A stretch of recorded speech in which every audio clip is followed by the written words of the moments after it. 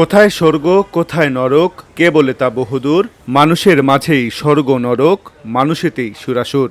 হ্যাঁ, আজ যেন সত্যিকারের স্বর্গের দেখা মিলল রাজধানীর তেজগাঁও এলাকার ৭ রাস্তার মোড়ে।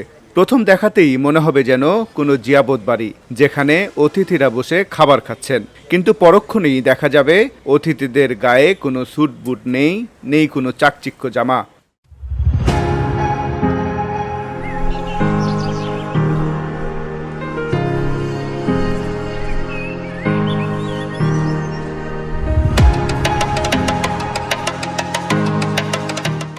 রাস্তার ফুটপাতে বসে দুপুরের খাবার খাচ্ছেন শতিনেক অনাহারী মানুষ, যাদের মলিন চোখগুলোর দিকে তাকালেই বোঝা যায় ক্ষুধার জ্বালা কত তীব্র থেকে তীব্রতর হতে পারে।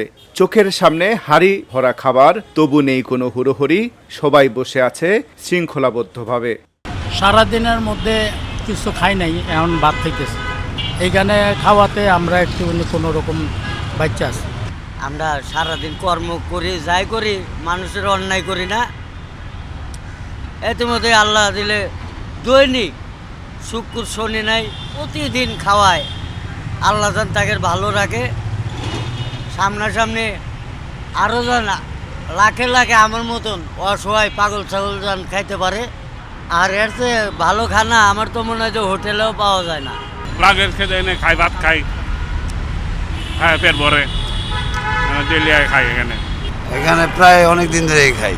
খাবারের মান খুবই ভালো কাজের হোটেলের স্বেচ্ছাসেবকদের কাছে তাদের অভিজ্ঞতার কথা জানতে চাইলে তারা বলেন, প্রায় প্রতিদিন ৩৫০ জন লোকের খাবার আয়োজন করা হয়। এছাড়াও তাদের ঢাকা এবং ঢাকার বাইরে ১৩টি শাখা আছে।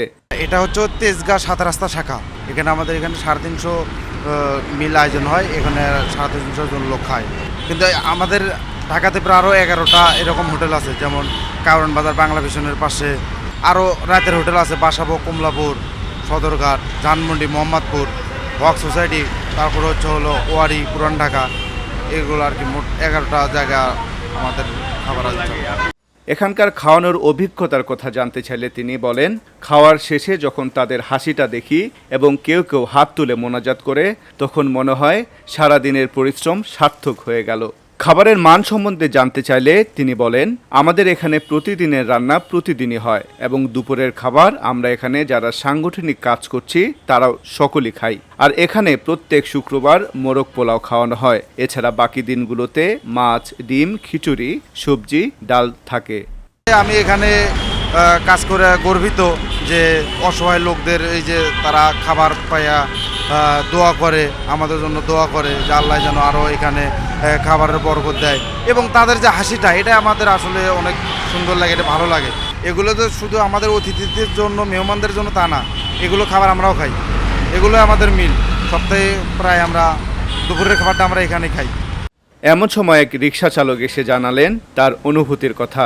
তিনি ভালো কাজের হোটেলকে নিয়ে তার সুরে তার লেখা একটি গান শোনাতে চাইলেন। তিনি সবার মাঝে গান শোনালেন, আর আমরা সবাই যেন অবাক হয়ে শুনলাম তার গান।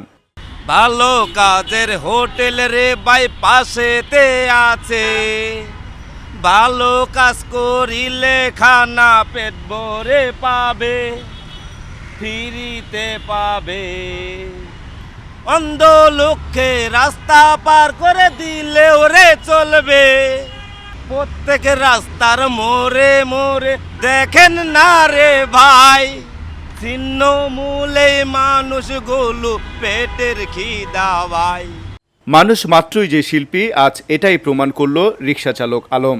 তার এই গান যেন পরিবেশটাকে আরো জমকালো করে তুলল।